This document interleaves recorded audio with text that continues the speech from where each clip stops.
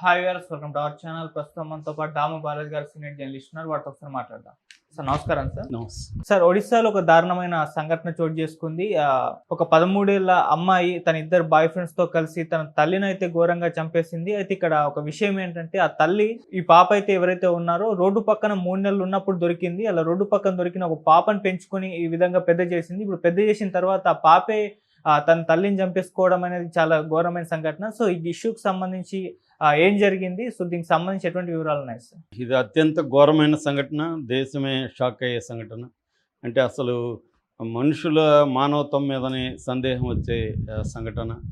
So ఇది ఎక్కడ జరిగింది, ఎలా జరిగింది అనేది చెప్పుకుందాం. మాది ఒడిస్సాలో గజపతి నగరం అని ఉంటుంది, గజపతి జిల్లా. ఆ గజపతి జిల్లాలో పర్లాకిముడి అని ఉంటుంది, పర్లాకిముండి అంటారు. పర్లాకిముండిలో జరిగిన సంఘటన. ఈ తల్లి పేరు రాజ్యలక్ష్మి కర్ అంటారు ఆమెను. ఆమె వాళ్ళ హస్బెండ్ 13 ఏళ్లకు ముందు వాళ్ళు ఎక్కడో ఊరిల్లి వస్తుంటే భువనేశ్వర్లో ఒక చెత్త కుప్ప దగ్గర ఒక 3 నెలల పాప ఉండడం కనబడింది. అక్కడ జనం అంతా గుమికూడి ఉన్నారు.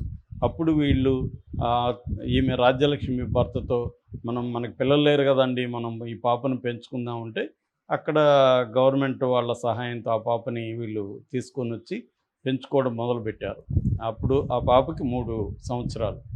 ఆ తర్వాత 1 ఇయర్ తర్వాత ఆయన ఏదో కారణంతో చనిపోయాడు భర్త.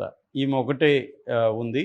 ఈమె బిడ్డను అప్పుడు కూడా చాలామంది అన్నారు, అమ్మ భర్త లేదు కదమ్మా, ఈ ఆడబిడ్డను నువ్వు ఎలా పెంచుతావు, ఎక్కడైనా ఆశ్రమానికో లేకపోతే హోమ్కో ఇచ్చేసేయి, అనాథ ఆశ్రమానికి పంపించేయంటే, లేదు నేను నా బిడ్డ ఇంటే నేను పెంచనా, నా కడుపును పుట్టుంటే పెంచనా అని చెప్పి ఈమె ఆ బిడ్డను పెంచడం మొదలుపెట్టింది. ఆ పాపని చదివించడం కోసం అనేక కష్టాలు పడింది.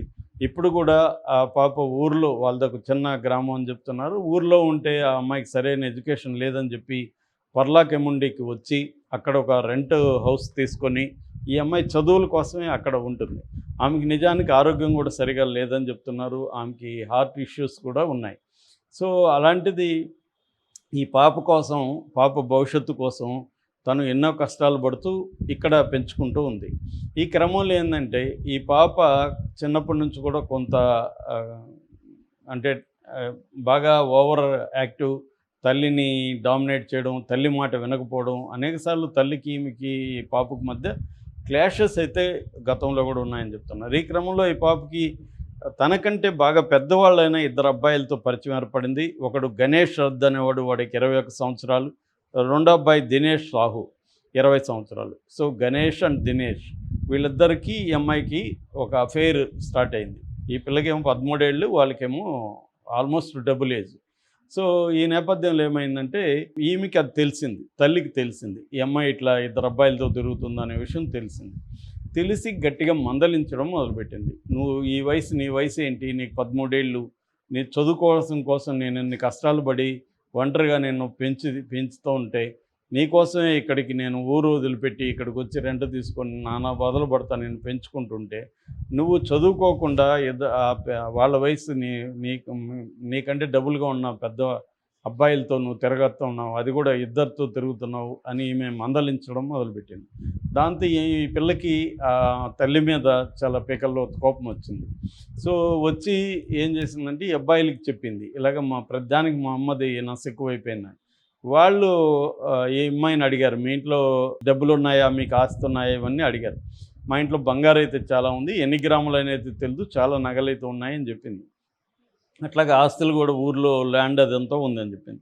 దాంతో వాళ్ళిద్దరూ ఒక ప్లాన్ వేశారు, ఈమెను కానీ చంపేస్తే ఈ పిల్ల మన కంట్రోల్లోకి వస్తుంది, ఆ బంగారు అదంతా కూడా మనం తీసేసుకోవచ్చు, ఈ ఆస్తులను కూడా మనం కబ్జా చేయొచ్చని వాళ్ళిద్దరూ ప్లాన్ చేసి ఈ అమ్మాయిని బ్రెయిన్ వాష్ చేయడం మొదలుపెట్టారు. ఆల్రెడీ ఈ పాపకి వాళ్ళ అమ్మ అంటే చాలా కోపం ఉంది, నన్ను అన్నిటికీ కంట్రోల్ చేస్తుంది, నా ఇష్టం వచ్చినట్టు నన్ను ఉండనేయట్లేదు, ప్రతిదానికి రిస్ట్రిక్షన్స్ పెడుతుంది, తిడుతుంది అని చెప్పి ఈ అమ్మాయికి కోపం ఉంది. ఈ కోపాన్ని ఉపయోగించుకొని వాళ్ళు ఆ పిల్లని బ్రెయిన్ వాష్ చేశారు. సో ఒక ప్లాన్ వేశారు. అదేంటంటే, ఏప్రిల్ 29వ తేదీ వీళ్ళు కొన్ని నిద్ర మాత్రలు ఈ పిల్లకి ఇచ్చారు. దీన్ని నువ్వు పాలల్లో కలిపేసి ఆమెకి పాలు తాగిచ్చేసేయి అని చెప్పారు. సో కలిపేసి మాకు ఫోన్ చేయని చెప్పారు. సో ఈ పిల్ల ఏం చేసింది, అలాగే మంచిగా నటిస్తూ అమ్మ పాలు తాగమ్మ అని చెప్పి ఆమెకి పాలు కలిపి పాలల్లో నిద్రమాత్రలు పొడి చేసి పాలల్లో కలిపి ఇచ్చేసింది. ఆమె తాగేసింది. తాగినాక ఆమె మత్తుగా పడుకొని నిద్రపోతుంది. ఆ టైంలో ఈ పిల్ల ఒక ఫోన్ చేసింది. ఈ పిల్ల దగ్గర ఒక సీక్రెట్ ఫోన్ ఉంది. వాళ్ళ అమ్మకి తెలియకుండా ఎప్పటి నుంచో ఒక ఫోన్ మెయింటైన్ చేస్తుంది వీళ్ళిద్దరి కోసం. సో ఆ ఫోన్లో నుంచి వీళ్ళిద్దరికి ఫోన్ చేసింది. ఇట్లా చేశాను, మీరు చెప్పినట్టే నిద్రపోతుంది రండి అని. సో వీళ్ళిద్దరు వెళ్ళారు. ఇంటికి వెళ్ళి దిండుతో ఆమెను ముక్కులు అదిమేసి చంపేశారు. చంపేసి ఇల్లు మామూలుగా వచ్చేసారు. ఈ పిల్ల కాసేపు తర్వాత చుట్టుపక్కల వాళ్ళతో ఏడుస్తూ గోల చేసింది. మా అమ్మ ఏదయింది, మా అమ్మ లేవట్లేదు అని చుట్టుపక్కల వాళ్ళు పరుగునెత్తు ఈమెను తీసుకెళ్ళి హాస్పిటల్లోకి జాయిన్ చేయడానికి తీసుకెళ్లారు. హాస్పిటల్లో ఎమర్జెన్సీ వార్డులో టెస్ట్ చేసి లేదా ఆల్రెడీ చనిపోయింది అని చెప్పారు. ఎందుకు ఏంటంటే ఈ పిల్ల చెప్పింది, మా అమ్మకి ఇంతకుముందు కూడా హార్ట్ ఇదైంది అదే అని చెప్పింది. వాళ్ళ బంధువులు కూడా ఈ లోపల వచ్చారు. వాళ్ళు కూడా అవును ఈమెకి హార్ట్ ప్రాబ్లం ఉంది, గతంలో కూడా వచ్చింది ప్రాబ్లం అని చెప్పారు. సరే అని డాక్టర్లు కూడా అందుకనే చనిపోయి ఉంటుందని పోస్ట్ మార్టం కానీ ఏమీ చేయలేదు. ఎందుకంటే పోలీస్ కంప్లైంట్ లేదు, ఏమీ లేదు. కాబట్టి ఇది ఆమెకి ఆల్రెడీ హార్ట్ ప్రాబ్లం ఉంది కాబట్టి వాళ్ళు కూడా ఇది హార్ట్ అటాక్ అని తేల్చేసి ఆమెని పంపించేశారు. దాంతో వీళ్ళు వాళ్ళ విలేజ్కి తీసుకెళ్ళి దహనం చేసేసారు. బంధువులంతా అటెండ్ అయ్యారు. అందరూ కూడా హార్ట్ అటాక్ అనే అనుకున్నారు. అయితే ఈ రాజ్యలక్ష్మి వాళ్ళ బ్రదర్ ఉన్నాడు, అంటే ఈ పాపకి మేనమామ. సో అతను వచ్చి, అతని పేరు శివప్రసాద్ మిశ్రా. అతను ఈ పాపని చూసుకోవాలి కదా, ఇంకా 13 ఏళ్ళ పాప కాబట్టి అది ఎవరో ఒకరు చూసుకోవాలి కాబట్టి అతను వచ్చి ఉంటున్నాడు.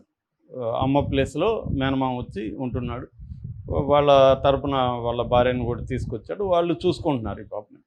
ఈ క్రమంలో ఈయనకి డౌట్ వచ్చింది ఈ అమ్మాయి బిహేవియర్ మీద. ఈ అమ్మాయి ఎట్లా లోపల రూమ్లో పోయి ఎక్కువసేపు ఉండడం, ఇవన్నీ డౌట్ వచ్చి కొంత కన్నేసి చువేసి పెట్టాడు. దాంట్లో ఈ అమ్మాయి ఎవరితో మాట్లాడుతున్నట్టు అర్థమైంది. సో దాంతో ఈ అమ్మాయి లేనప్పుడు ఈ అమ్మాయి బాత్రూమ్కి ఏదో స్నానానికి వెళ్ళినప్పుడు వెళ్ళి ఎతికాడు వస్తువులు. ఎతికితే ఫోన్ దాచిపెట్టింది అమ్మాయి. సో ఆ ఫోను చూసి అతను కొంత టెక్నికల్ అండర్స్టాండింగ్ ఉంది. దాంతో అతను ఫోన్లో చెక్ చేశాడు మొత్తం. అతనికి సోషల్ మీడియా ఇదంతా కొంత ఐడియా ఉంది. చెక్ చేస్తే ఇన్స్టాలో వీళ్ళ చాట్ బయటపడింది. ఇన్స్టాలో చాట్లో ఈ అమ్మాయికి ఇద్దరు అఫైర్ ఉండడం, వాళ్ళు ఈ చాట్లో ఎట్లా చంపాలి ఈ ప్లానింగ్ అంతా కూడా దాంట్లో ఉంది. వాళ్ళు డిస్కస్ చేసుకున్నారు ఎట్లా చంపాలి, ఏం చేయాలి, కత్తితో పొడవాలా, ఇట్లాంటి ఎట్లా చంపాలనే మెథడు ఇవన్నీ డిస్కస్ చేసుకుని ఫైనల్గా నిద్రమాతలు దిండు అనే స్కీమ్లోకి వచ్చారు. ఇదంతా చాట్లో ఉంది. దాంతో ఇతను షాక్ అయ్యాడు. అతను కూడా ఊహించాల, చిన్న పాప కదా, ఎవరు ఆ పాప మీద డౌట్ రాలేదు, ఏడుస్తుంది అమ్మ చనిపోయిందని. చిన్న పాప కదా కాబట్టి ఎవరికి డౌట్ రాలేదు. ఇతనికి అది చూసి షాక్ అయిపోయాడు. షాక్ అయిపోయి ఇమీడియట్గా అతను ఏమి చెప్పకుండా ఆ పిల్లకి పోలీస్ స్టేషన్కి వెళ్ళిపోయి అక్కడ పర్లాకెంబడి పోలీస్ స్టేషన్కి అతను, సార్ ఇది జరిగింది, మా పాప ఇలా చంపేసింది మా సిస్టర్ని, ఇదిగో చూడండి సాక్ష్యాలని చూపించారు. దాంతో పోలీసులు ఇమీడియట్గా ఈ దినేష్ వాళ్ళని పట్టుకున్నారు. ఈ పాపను కూడా పట్టుకొచ్చారు. వాళ్ళని ఇంకా కొట్టుంటారు ఎలాగో. సో వాళ్ళు మొత్తం చెప్పేశారు విషయం అంతా. సో ఈ పాప ఏడుస్తూ ఏం చెప్పిందంటే, మా అమ్మ నన్ను ప్రధానికి కంట్రోల్ చేస్తుంది, నాకు ఫ్రీడమ్ లేదు మా అమ్మ దగ్గర, మా అమ్మకి నేనంటే ఇష్టం లేదు, నేను చెత్తకుప్ప దగ్గర దొరికానని మా అమ్మ నన్ను ఇది చేస్తుంది అన్న రకంగా వాళ్ళ అమ్మ మీద కంప్లైంట్ చెప్పడం మొదలైంది. సో వీళ్ళని కొడితే వీళ్ళు ఒప్పుకున్నారు, మేమే ఆస్తి కోసం నగల కోసమని. ఆ నగలు కూడా ఈ అమ్మాయి కొన్ని నగలు ఇచ్చింది. 2,40,000 దాన్ని ఒక దగ్గర తాకట్టు పెట్టి అందులో గణేష్ అనేవాడు బైక్ కూడా కొన్నాడు. కొంత అటు ఇటు కూడా ఊర్లు తిరిగారు వాళ్ళు. సో ఇవన్నీ కూడా బయటకు వచ్చాయన్నమాట. అంటే ఆల్రెడీ 31 గ్రాముల బంగారు కూడా వాళ్ళ దగ్గర ఉంది. ఈమె బంగారుని తీసుకెళ్ళి ఈ పిల్ల వాళ్ళకి ఇచ్చింది. అది ఎక్కడ కుదవబెట్టారో అవన్నీ కూడా పోలీసులు ఇచ్చేశారు. దీనంతా మొత్తం అక్కడ ఎస్పీ జితేంద్ర కుమార్ పాండా అతను చెప్పాడు మీడియాకి. సో దీని మీద సైకాలజిస్టులు అనాలిసిస్ చేస్తున్నారు. వాళ్ళు ప్రధానంగా చెప్పేది ఏంటంటే, ఈ అమ్మాయి సింగిల్ పేరెంట్, అంటే తల్లి ఒకే పేరెంట్గా ఉండి సింగిల్ మదర్గా ఉన్న చోట్ల ఇవాళ పిల్లల పెంపకం అనేది వెరీ డిఫికల్ట్గా ఉంది. ఆ మధ్య కూడా బెంగళూరులో నేను కూడా ఒక స్టోరీ చెప్పాను. అదేంటంటే టీనేజ్ అమ్మాయి సింగిల్ మదర్, వాళ్ళిద్దరి మధ్య కూడా వచ్చి ఇద్దరు కత్తులతో ఒకరినొకరు పొడుచుకొని చనిపోయారు. అట్లా తల్లిని చంపేసిన కేసులు ఈ మధ్యకాలంలో ఎక్కువ ఆడపిల్లలు. ఎందుకంటే ఆడపిల్లలు తండ్రిని ఎక్కువ కోరుకుంటారు. తండ్రి అనే ఫిగర్ వాళ్ళకి అవసరం లేనప్పుడు తల్లి కంట్రోల్ చేస్తే వాళ్ళకి కోపం వస్తుంది, తండ్రి కంట్రోల్ చేస్తే దాన్ని భరిస్తారు. తల్లి కంట్రోల్ చేస్తే భరించరు. తల్లిని వాళ్ళు ఈక్వల్గా చూడడము, లేదంటే తమ కంటే తక్కువగా చూడడం. ఎందుకంటే వీళ్ళకి నాలెడ్జ్ ఎక్కువ ఉంటుంది. తల్లులు పెద్దగా చదువుకోకపోతే వాళ్ళకి నాలెడ్జ్ తక్కువ ఉంటుంది. వీళ్ళకి 8th క్లాస్ అంటే ఈ అమ్మాయికి ఇంగ్లీష్ మీడియంలో మంచి నాలెడ్జ్ ఉంటుంది, తల్లికి అంత లేదు. సో దాంతో వీళ్ళు తల్లి కంటే తాము ఎక్కువ, తమను ఎందుకు కంట్రోల్ చేస్తున్నారు అన్న ఒక యాంగర్ పెరిగిపోతుంటుంది. దీన్ని బ్యాలెన్స్ చేయడానికి ఇంకొక అథారిటేటివ్ ఫిగర్ అనేది కావాలి. ఆ అథారిటేటివ్ ఫిగర్ ఫాదర్ ఫిగర్ అనేది మిస్ అయింది. అందుకని ఈ అమ్మాయి తనకంటే ఏజ్ ఎక్కువ వాళ్ళని ఎందుకు లైక్ చేసిందంటే అక్కడ ఫాదర్ ఫిగర్స్కి వాళ్ళు రీప్లేస్ చేశారు. రెండోది ఈ అమ్మాయికి చిన్నప్పటి నుంచి కూడా తనని కన్నవాళ్ళు వదిలేశారని ఒక యాంగర్, కోపం ఈ అమ్మాయిలో ఉంది. ఇట్లా వదిలేస్తారా అంటే నన్ను కనేసి రోడ్డు పక్కన పడేశారు అన్న ఒక యాంగర్ ఉంది. రెండోది వీళ్ళు నన్నేదో ఉద్ధరించినట్టుగా తీసుకొచ్చి పెంచి నాకేదో నిన్ను దారిన పోయే కుప్పతొట్టి దాన్ని నిన్ను తీసుకొచ్చాము, నువ్వు మాకు మేము చెప్పినట్టు వినాలన్న బిహేవియర్ ఉంది. ఎందుకంటే చుట్టుపక్కల వీళ్ళ బంధువులు కూడా నువ్వు ఇక్కడ దొరికావు అక్కడ దొరికావు అని అడగడం అవన్నీ ఉంది. అలాగే అమ్మాయిలు చిన్నప్పటి నుంచి కూడా సమాజం పట్ల కానీ వ్యక్తుల పట్ల కానీ ఒక కోపము, అసహ్యము, ఒక నిరసన అనేది ఉంది. దాని నుంచి ఆ అమ్మాయి ఎస్కేప్ కావడానికి ఇలాంటి తన ఫాదర్ ఫిగర్ లాంటి ఇద్దరితో అఫేర్ పెట్టుకొని విచ్చలవిడిగా ఉండడం, అమ్మని ధిక్కరించడం, అమ్మ చెప్పిన మాట కావాలి ప్రతిదాన్ని వ్యతిరేకించడం, ఈ రకంగా వెళ్తుంది. దీన్ని ఈమెమనుకుంటుంది ఆమె పాయింట్ ఆఫ్ వ్యూలో, నేను ఎక్కడో అనాథకు దొరికిన పాపం తెచ్చుకొని ఇన్ని కష్టాలు పడి పెంచి పెద్ద చేస్తుంటే ఈ పిల్ల నేను చెప్పినట్టు వినలేదు, చదువుకోలేదు అన్న కోపం ఈమెకుంది. దీన్ని ఈమెకు బ్యాలెన్స్ చేసి ఈమెకి చెప్పేవాళ్ళు కూడా ఎవరు లేరు. అమ్మ నువ్వు ఆ పాపతో ఎలా ఉండాలి ఏంటని ఈమెకి చెప్పేవాళ్ళు లేరు. ఇలాగా వీళ్ళిద్దరికి ఘర్షణ పెరిగిపోయి వీళ్ళు ఈ గణేష్, దినేష్ అనే ఒక ముదురు బ్యాచ్ వీళ్ళు ఆల్రెడీ వీళ్ళకి క్రైమ్ పట్ల అండర్స్టాండింగ్ ఉంది, ఆస్తులు కావాలి, త్వరగా డబ్బులు ఉంటే ఎంజాయ్ చేయొచ్చు లైఫ్ అని ఒక కన్జ్యూమరిస్ట్ యాటిట్యూడ్ ఇవాళ యూత్లో అంతా ఉన్నట్టుగా వీళ్ళల్లో ఉంది. వీళ్ళకి ఇది ఈజీగా కనిపించింది. ఈ పిల్లని మనం రెచ్చగొడితే ఆమెను చంపేస్తే మనం బంగారు వస్తుంది అన్న యాంగిల్లో వాళ్ళకి వెళ్ళారు. సో ఇది ఈ అమ్మాయికి అర్థం కాలేదు. ఈ అమ్మాయి ఏమనుకున్నది, వీళ్ళు నాకు చూడు వీళ్ళిద్దరు బ్రహ్మాండంగా హెల్ప్ చేస్తున్నారు, ఇలాగదా ఉండాలి, మా అమ్మ ఎంత ఘోరంగా ఉందని కంపారిజన్లో కూడా వీళ్ళ వైపు అమ్మాయి సరెండర్ అయిపోయింది. వీళ్ళిద్దరు అథారిటీకి సరెండర్ అయింది. అదే చాలాసార్లు ఏంటంటే మేల్ అథారిటీని సరెండర్ అవుతారు కానీ ఫిమేల్ అథారిటీకి సరెండర్ గారు. అమ్మాయిలైనా సరే, అమ్మాయిలు కూడా తల్లులు కంట్రోల్ చేస్తే ఒప్పుకోరు, తండ్రులు కంట్రోల్ చేస్తే ఒప్పుకుంటారు. ఎందుకంటే తండ్రి అంటేనే ఒక సెక్యూరిటీ, ఒక ఫిగర్ అథారిటీ కాబట్టి. దీన్ని అటాచ్మెంట్ థియరీ అని కూడా ఒక థియరీ ఉంది. జాన్ బౌల్బీ అండ్ మేరీ ఐన్స్వర్త్ అనే ఇద్దరు అటాచ్మెంట్ థియరీని కూడా డెవలప్ చేశారు. ఈ అటాచ్మెంట్ థియరీలో కూడా ఎమోషనల్ రెగ్యులేషన్ కానీ, లేకపోతే సెన్స్ ఆఫ్ సెక్యూరిటీ కానీ, ఇంటర్పర్సనల్ రిలేషన్స్ కానీ ఇవన్నీ డెవలప్ కావాలంటే సింగిల్ పేరెంట్, అది కూడా మదర్ పేరెంట్ ఉన్నప్పుడు వెరీ డిఫికల్ట్. ఎందుకంటే they lakh the father figure, father authority. So ఈ లక్షణాలన్నీ కూడా కనిపిస్తున్నాయి.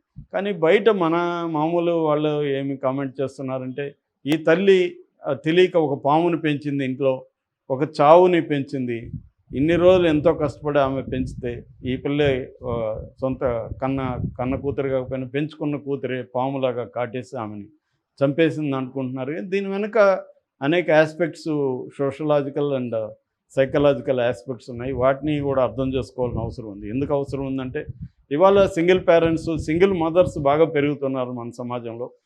సింగిల్ మదర్సు వాళ్ళ పిల్లల్ని ఎలా పెంచాలనే దగ్గర చాలా ఇబ్బందులు పడుతున్నారు. అలాంటి మదర్సు కొంత పేరెంటల్ గైడెన్స్లు చాలా సంస్థలు ఇస్తున్నాయి, వాళ్ళ సలహాలు తీసుకోవాలి, కొంత సైకాలజిస్టులను కలవాలి, కొంత జాగ్రత్తగా వ్యవహరించాల్సిన అవసరం ఉంది. పిల్లల్ని మన పిల్లలు కాబట్టి ఇంకా ఇదైతే నేను పెంచాను కదా చెత్తకుప్పలో ఉంచి అనే ఫీలింగ్ వాళ్ళ తల్లికి ఉండొచ్చు.